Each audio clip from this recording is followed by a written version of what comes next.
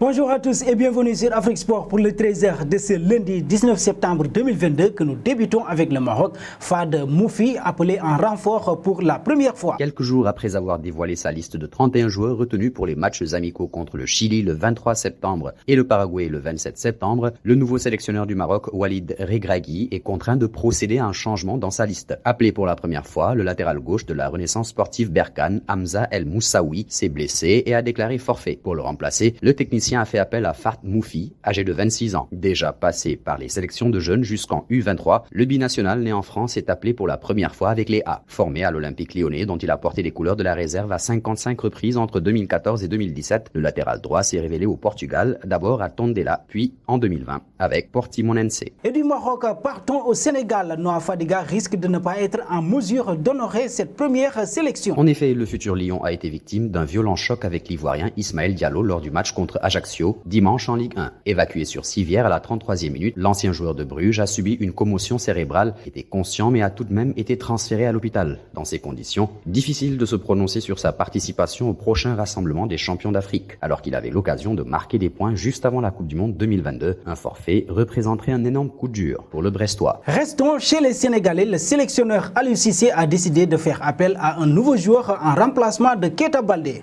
Suspendu de toute activité liée au football jusqu'au 5 décembre pour violation de contrôle antidopage. Il s'agit d'Habib Diallo, auteur d'une excellente entame de saison avec 3 buts marqués en 8 matchs disputés. Le natif de Thiès tentera de gagner des points en vue de faire partie de la liste des joueurs qui seront retenus pour la phase finale de la Coupe du Monde Qatar 2022. Pour rappel, Habib Diallo compte à son actif 14 matchs avec les Lions, couronnés de 2 buts et une seule passe décisive. L'ancien académicien de Génération Foot dispose d'une très grande expérience en Ligue 1. Un pas dans le dossier Pogba placé sous protection policière, le milieu de terrain de la Juventus Turin a porté plainte pour tentative d'extorsion en bande organisée. Alors que son frère Mathias et 4 autres suspects ont récemment été placés en détention provisoire, un témoignage de l'international français a fuité dans les colonnes du quotidien Le Monde ce lundi. Selon les propos du Turinois, le 19 mars 2022, en marge d'un rassemblement de l'équipe de France, le champion du monde 2018, après une journée avec l'un de ses amis d'enfance, a donc été conduit par d'autres copains à un appartement à Chanteloup-en-Brie vers minuit. Forcé d'éteindre et de donner son téléphone sur place, il a été accueilli et mis en joue par 2 hommes cagoulés, porteurs de gilets pare-balles et lourdement armés. L'objectif, récupérer 13 millions d'euros, dont 3 millions d'euros en espèces pour une protection assurée ces dernières années. Après l'opposition par sa banque du retrait des fonds, Pogba a tout de même versé 100 000 euros sur le coup. Par la suite, le natif de Lagny-sur-Marne a bel et bien demandé à sa banque italienne de réaliser un virement de 13 millions d'euros sur un compte à Dubaï avant de se rétracter pour se tourner vers la police.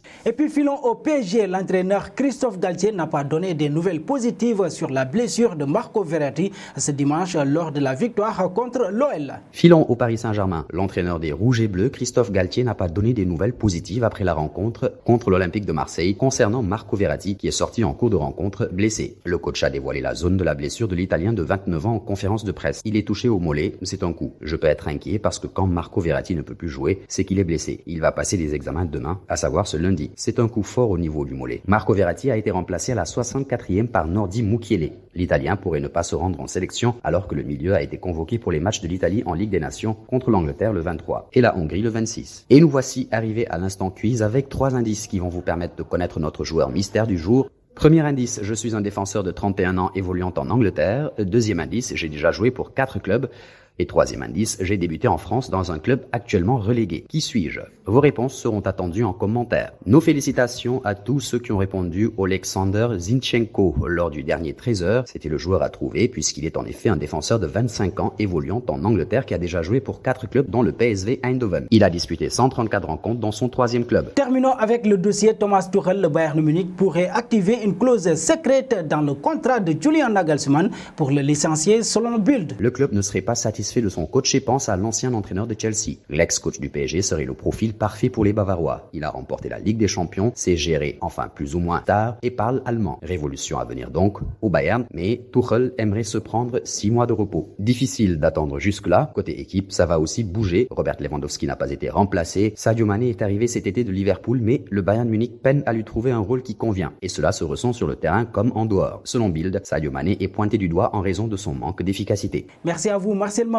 et nous arrivons au terme de ce 13h que nous bouclons avec la question du jour. Thomas Tuchel au Bayern, qu'en dites-vous? Vos réponses seront attendues en commentaire. Mais en attendant, n'hésitez pas à vous abonner sur Afrique Sport pour ne rien manquer des informations autour du football.